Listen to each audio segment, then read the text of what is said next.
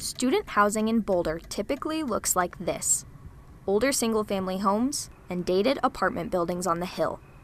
It's also priced like this, almost $1,000 per bedroom. Students used to prefer the hill, opting for its traditional stature as the social center of student living, until now.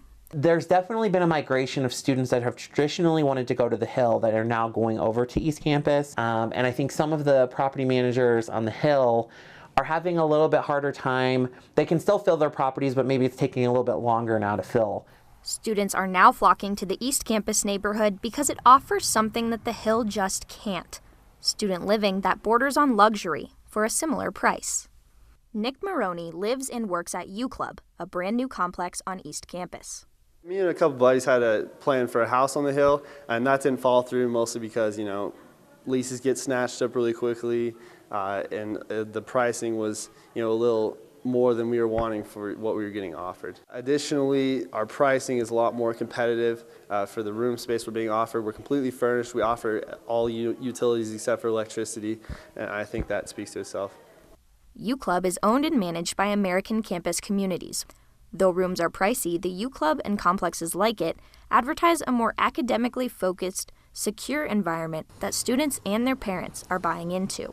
I think that parents, they really appreciate the ability for the transition to not be as rough on the student coming from like a situation like the residence halls, which are primarily furnished and kind of have all those amenities, to a situation that's a little more independent, but it's not such a big transition.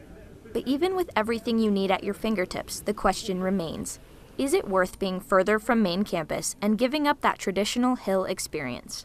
Students who opt for smaller rooms like this one in Goss Grove make their choice for two reasons. One is to be closer to the social scene of downtown Boulder and to be closer to main campus buildings. For them, the resources available on campus are enough to forego the amenities that East Campus offers.